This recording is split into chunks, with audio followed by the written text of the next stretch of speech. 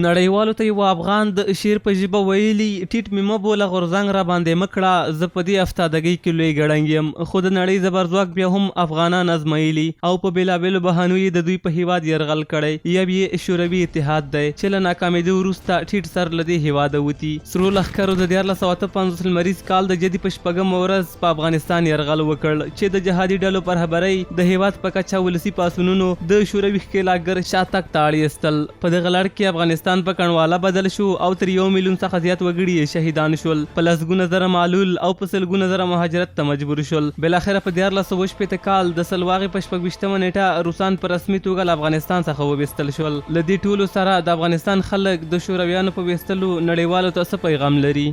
3 دوره در افغانستان استقلال آمده یک در دوره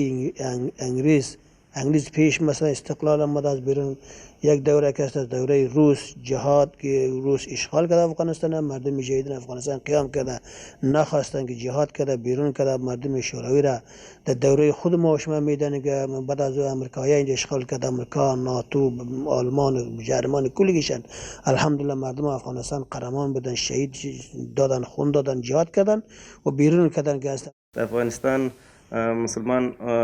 ولس دی هغه په هر وخت کې هیڅ چاته انشاءالله دی اجازه به هیڅ وخت کې ورنکړي چې کوم تجاوزګر راشي په افغانستان کې هغه به دلته قایم پاتې سي امریکایان هم راله هغه هم خپل په زور د ټوله دنیا کومک ورسره وکړو الحمدلله موږ تاسې ټولو ولیدله چې هغه په څه زور راله او په څه کم ووتله د روسانو اشغال افغانانو ته دا پیغام لري چې افغانان هیڅکله نه غواړي چې پردی فرهنګ دې دلته تعمیل سي همداراز پردی دین دې دلته تحمیل سي بلکې افغانان خپل دین غواړي د خپل دین سره علاقه لري په خپل دین باندې مین دي په خپل فرهنګ باندې مین دي په خپل کلتور باندې مین دي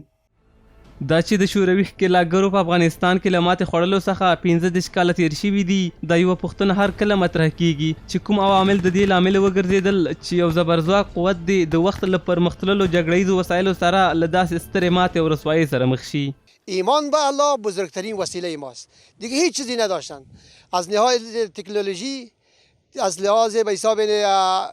اسلحه چیزی نداشتن فقط به الله اعتماد کردن با نمو وحدتی که داشتن یک پارچگی داشتن از زمینشان از وطنشان از دینشان دفاع کردن اهداف اصلی از یا رسیدن با آبهای گرم بود موفق نشدن مردم ها با همو نیروی ایمانی که با کلمه توحید لا اله الا الله محمد رسول الله داشتن سرانجام روس‌ها شکست خوردن با متحد و اتحاد بودن مسلمان های افغانستان مردم بیل کلنگ چوب با مقابل جنگ کرد از دست خودشان پس سالهای شگر با مقابلش جنگ کردن باز همون تو روشن سیاه کرده کشیدن د روسانو د اشغال په مقابل کې لکه څرنګه چې نظامی او فزیکی جګړه رول درلود همدغسې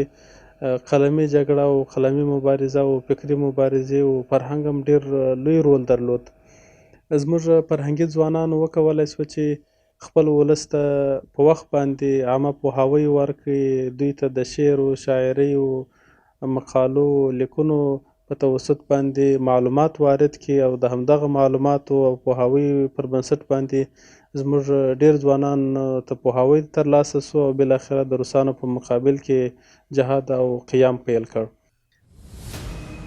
هر کله چې افغانستان ته یرغلګر د بېلابېلو موخو لپاره رادننه شوي دي افغانانو یې برخلیک په ګډه او یو فکر ټاکلی دی چې هغه برخلیک د اشغالګرو ماته او په نړیواله کچه رسوایي ده